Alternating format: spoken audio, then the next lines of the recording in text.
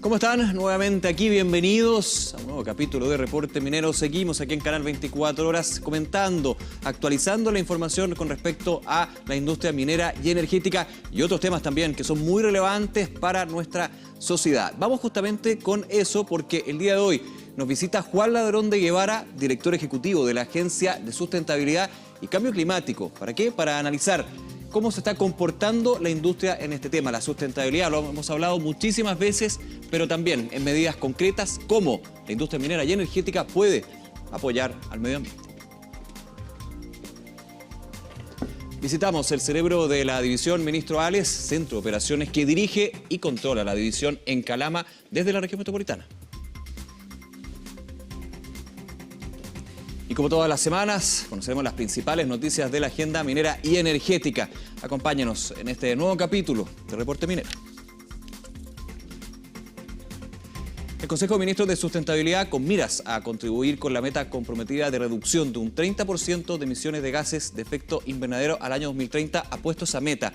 Hoy nos acompaña Juan Ladrón de Guevara, director ejecutivo de la Agencia de Sustentabilidad y Cambio Climático, para hablar de este y otros temas. Juan, muchas gracias por acompañarnos. Bienvenido. Muchas gracias, Nicolás. Primero, partiendo de qué se trata la agencia, cómo se conforma, también cuál es el objetivo de formar una institución que justamente vela por un tema que para muchos puede ser un tema de moda. Qué bueno que así sea, porque es un tema fundamental para todo el acontecer de la sociedad. Mira, la agencia es un organismo de gobierno, pertenecemos a la Corporación de Fomento, a la Corfo. Se crea a partir de una institucionalidad que se llama el Consejo Nacional de Producción Limpia, que se inicia en el año 98.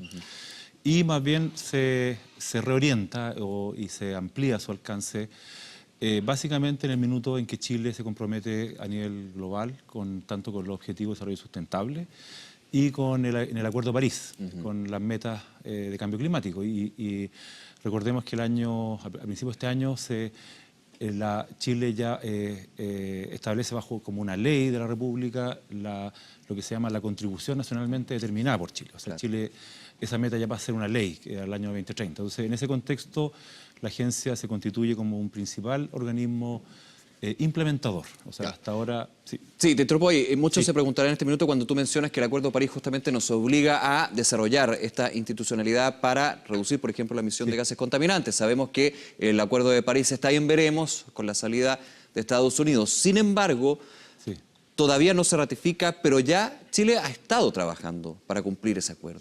Eso es un poco relevante destacarlo, ¿no? Exactamente. Mira, yo creo que... creo que lo que está pasando en Estados Unidos es muy significativo porque es un emisor muy importante de gases, pero la verdad es que el Acuerdo de París lo firman ya sobre 150 países. Entonces, y uno ve que los estados de Estados Unidos están tomando una posición muy activa, de alguna manera, para contrarrestar esta aparente retirada, que también va a demorar varios años. Hay varios temas, hay varias complejidades legales. Entonces, lo que uno ve, independiente de los Estados Unidos, uno ve que efectivamente todo el mundo está de distintas formas avanzando en incorporar esto, ya sea en su tecnología, en sus sectores productivos, desarrollar tecnologías modernas. Un trabajo a largo plazo que no puede mantenerse uno en el limbo, digamos, de lo que es el aspecto más bien diplomático de las naciones, sino que, a lo que voy, se ha estado trabajando y de hecho se va a seguir trabajando en ese punto. Ese es el compromiso. Chile ha sido muy activo. Chile tiene una particularidad. Chile es un país que emite bastante poco, o sea, comparativamente a nivel global, del orden del 0,3%, pero es un país de los países más vulnerables a nivel global. La vulnerabilidad se refiere a que nosotros vamos a sufrir efectos en muchos ámbitos de nuestra vida, en las costas, con las precipitaciones, con los aluviones, etcétera, con las temperaturas, ya vimos los incendios en el verano. Pero al mismo tiempo somos un país que está muy bien posicionado, somos el país, según reportes internacionales, que está mejor preparado para la adaptación dentro de Latinoamérica, por ejemplo. Entonces, yo diría que no nos hemos quedado quietos. Yo creo que la creación de la agencia que dirijo va en esa línea, va a ir creando institucionalidad que permita avanzar rápidamente en esta materia. La agencia, Juan, tiene como función crear instrumentos para que finalmente el objetivo que se está enmarcando en este plan a nivel global se grafique y se concrete también en trabajo desde la industria, hablábamos, minera, energética, pero finalmente toda la industria. ¿Cuáles son algunos de esos acuerdos? Tengo aquí, por ejemplo, el acuerdo de producción limpia, el acuerdo también de gestión de cuencas, muy importante también. Sí. Nosotros como agencia tenemos una particular vocación por el trabajo con los gremios y con las empresas, pero lo hacemos desde la perspectiva de los acuerdos, de la perspectiva de la colaboración y del trabajo voluntario. No hay una imposición. No hay una imposición. No se busca una ley que obligue. No, para eso existe el Ministerio de Medio Ambiente, el Ministerio de Minería, existen otras instituciones que en Chile tienen las facultades normativas.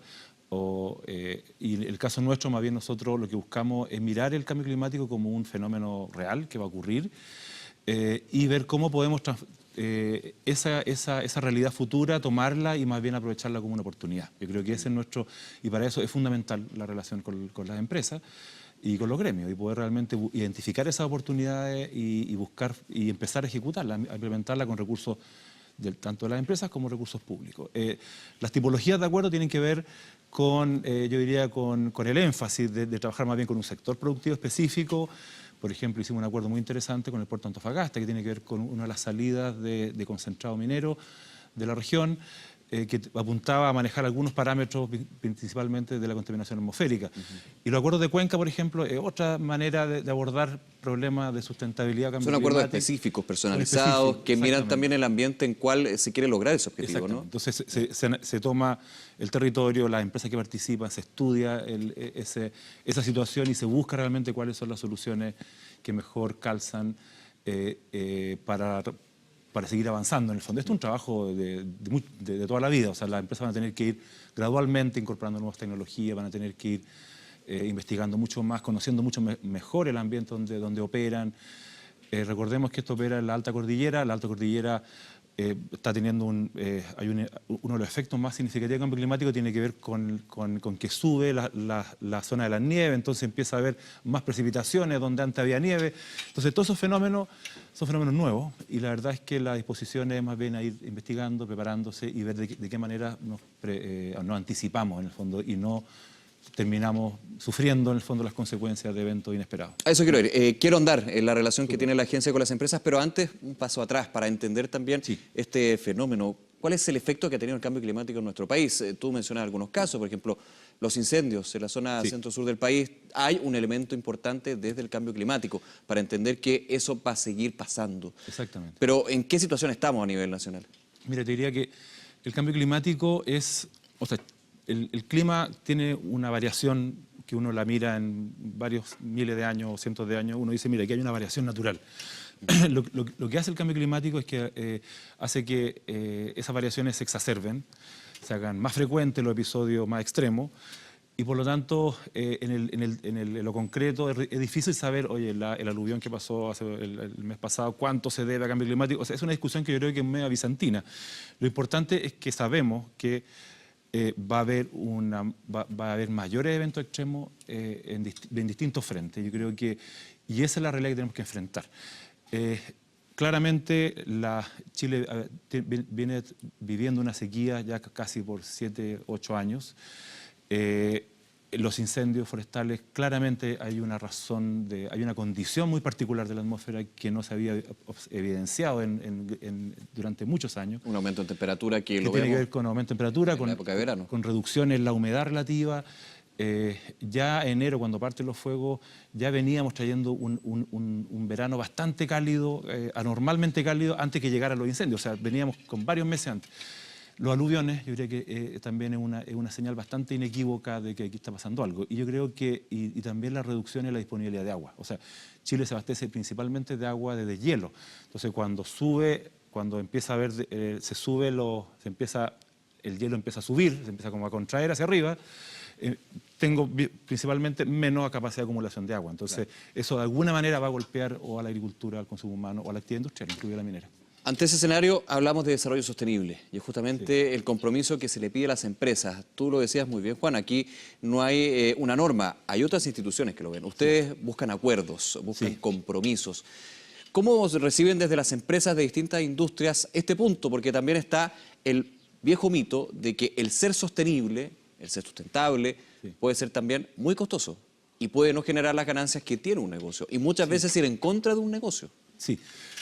Mira, yo creo que estamos en un escenario, yo creo que ese mito se ha ido destruyendo y básicamente tiene que ver con que hace 20, 30 años entendíamos los problemas de contaminación, incluidos los mineros, la minería empezó a hacer muy tempranamente esfuerzos de reducción de emisiones a principios de los 90, era efectivamente costoso. O sea, yo tenía que colocar en el proceso, tenía que agregarle unidades de filtro, etcétera, etcétera. Entonces había No había objetivamente... no había una mentalidad también de por qué hacer esto. Y era porque teníamos tecnologías que no fueron pensadas para reducir las emisiones y por lo tanto yo tenía que después, en el fondo, agregar nuevas unidades a costos adicionales. Yo tenía que invertir, gastar más energía, etcétera.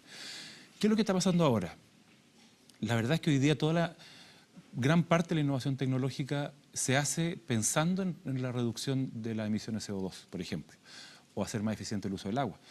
Entonces, hoy día yo diría que cuesta mucho, o sea, si uno piensa cuáles son las tecnologías del futuro, lo más probable que sean tecnologías que son compatibles con el desarrollo sustentable. Yo diría que eso es lo que está viendo. Por ejemplo, todo el boom que hay en movilidad eléctrica.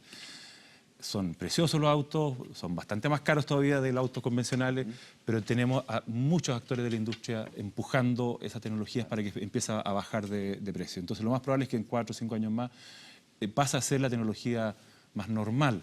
Y esa tecnología es una excelente noticia, sobre todo a ciudades como Santiago, que estamos altamente contaminadas.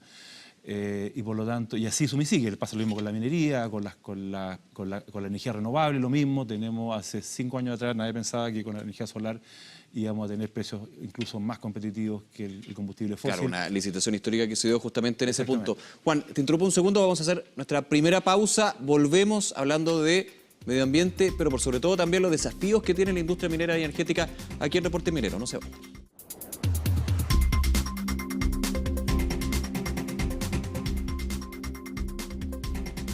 Bien, regresamos a Reporte Minero. Estamos conversando con Juan Ladrón de Guevara, director ejecutivo de la Agencia de Sustentabilidad y Cambio Climático. Juan, veamos un poco cuál es el entorno, el contexto de este cambio climático que amenaza, también los compromisos que se están llevando a cabo. Y quería volver al tema de la industria, apuntando a la industria minera, también la energética. Hay compromisos, hay una visión que ha cambiado la empresa, pero también al mismo tiempo hay una obligación en el mercado de ser sustentable, de tener ser amable con el medio ambiente, porque, por ejemplo, aquellos que no están cumpliendo con las normas medioambientales, no se les compran esos productos, ¿no? Yo diría que quizá una manera más simple de entenderlo tiene que ver con el concepto de los riesgos. Hay mercados muy claros, por ejemplo, el sector forestal, que una certificación efectivamente te abre la puerta de un retail en Estados Unidos. Claro. Pero yo diría que tan importante como eso es qué pasa cuando tú estás en un contexto en que hay inversionistas que empiezan a preocuparse de tu huella de carbono, de si estás siendo rankeado bien en estándares de sustentabilidad a nivel global, si las comunidades que viven cerca tuyo también empiezan a tener conflictos contigo, etc. O sea, yo diría que los temas de cambio climático, los temas de sustentabilidad, de alguna manera entran muy, muy fuertemente como potenciales amenazas o potenciales tensiones, yo diría, con distintos actores. Claro. No necesariamente las comunidades o necesariamente el gobierno, sino que empieza a ser una cosa mucho más compleja. Puede echar abajo un negocio. Puede echar abajo un negocio. Hoy día, por ejemplo, es interesante ver lo que está pasando con el carbón a nivel global. Por mucho que el gobierno de Estados Unidos diga que quiere echar a andar el carbón, la verdad es que a nivel global el carbón está a la baja. Han salido inversionistas de ese mercado y están entrando a otro. Entonces, cuando uno ve que ya no es decisión de un gobierno, ya no es decisión de una compañía o de pocas personas en el fondo que puedan decir, no, yo voy a entrar a esto o no. La verdad es que aquí esto yo creo que ya está en un nivel de generación de riesgos que la empresa tiene que enfrentarlo. Tiene que enfrentarlo con naturalidad también, ¿no? En ese escenario, preguntarte cuáles son los desafíos de la minería y también de la industria energética. Una que constantemente llega a ese límite entre lo no medioambiental y medioambiental, donde tiene una línea muy delgada. Hay que ver, por ejemplo, los casos de la minería cuando se están revisando proyectos de inversión millonarios y que finalmente por el tema medioambiental, por el tema de las comunidades, terminan cayéndose. Sí, yo diría que, yo creo que hemos vivido, hemos tenido un periodo quizás donde hay relativamente baja inversión en el sector. Todos esperamos que esto se revierta en los próximos años. Hay señales que van en esa dirección, el precio está subiendo. Entonces yo creo que vamos a volver a la palestra a tener más conflictos, mayores tensiones en el sistema de relación de impacto ambiental, que finalmente es donde estas cosas confluyen. Pero también yo miraría también lo que pase con las relaciones con los territorios, con las comunidades, etc. Yo creo que el sector energía y el sector minero son sectores claramente por las dimensiones de los proyectos que van a estar siempre en la mira y van a ser un sector donde se produce esta atención, y yo creo que eso obliga a una actitud muy proactiva que uno ve también muchas empresas que están tomando bastante liderazgo en estos temas. Yo creo que nosotros como gobierno hemos aprendido bastante también de las experiencias que se han desarrollado en estas empresas. Yo diría que el sector energético, quizás cuando uno lo ve más desde el punto de vista de la política, energía ha sido quizás bastante más, yo diría con más iniciativa. Creó una política de energía 2050 que es tremendamente interesante, que pone metas muy ambiciosas en materia de energía renovable. Y yo creo que el sector minero también tiene que avanzar en esa dirección. Yo creo que el sector minero como conjunto tiene que empezar a abordar más explícitamente los temas de mitigación, de adaptación. Sí, te hago una pregunta compleja, puede ser. ¿Existe el proyecto minero o energético 100% sustentable, 100% amigable con el medio ambiente, con las comunidades, que para muchos es casi una panacea? Y de ahí parte también lo que son las medidas de mitigación, el contacto con los distintos actores que tienen que estar aportando este proyecto. ¿Existe ese proyecto? Yo creo que, no conozco, y no sé si es posible como estandarizarlo, decir, mira, un proyecto que tiene todas estas cosas, ¿lo es o no lo es? Mucho tiene que ver con que el proyecto sea capaz de tener, por ejemplo, una muy buena relación con su territorio. Entonces, ¿qué exactamente es eso? Yo creo que finalmente son acuerdos que finalmente se logran con los mismos territorios. Entonces, para ejemplificar, por ejemplo, muchos piensan que un proyecto de energía solar es claramente 100% medioambientalmente positivo, pero finalmente hay un impacto al entorno donde se genera, aunque no se genere contaminación. Y también pueden haber problemas con las comunidades, porque también hay un uso de un territorio que eventualmente tenía otro uso, de distinta naturaleza. Claramente los impactos son objetivamente menores que lo que puede ocurrir en una industria que emite contaminantes por chimenea, etcétera. Entonces, yo creo que, a tu pregunta, yo creo que más que pensar en un supuesto ideal teórico, yo diría que esto es más bien una actitud de estar permanentemente, proactivamente, analizando cuáles son los riesgos que tengo y de qué manera me estoy haciendo cargo de esos riesgos.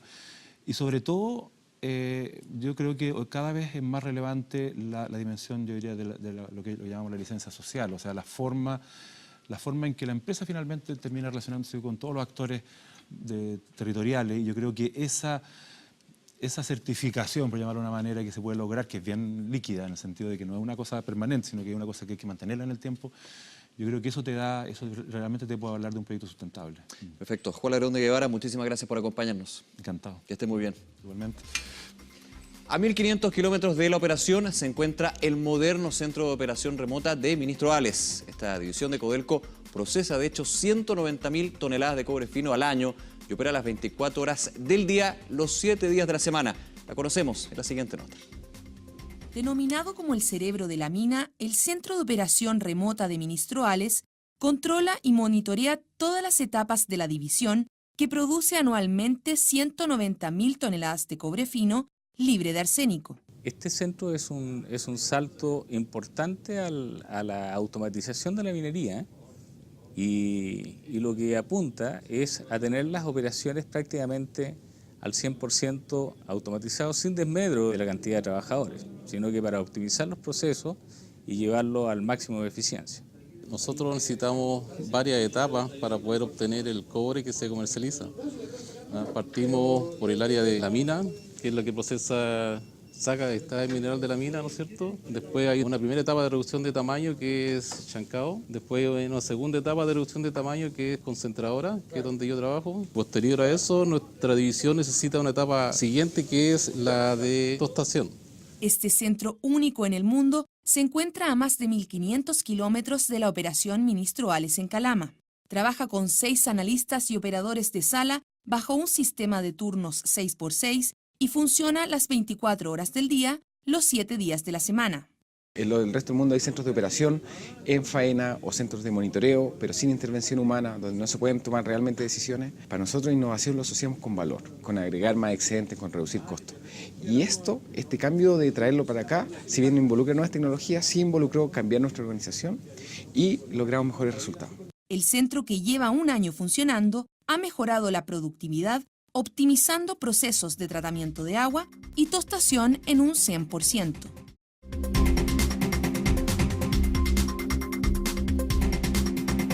Como Como siempre, revisamos las noticias de la agenda minera y energética en Reporte Minero.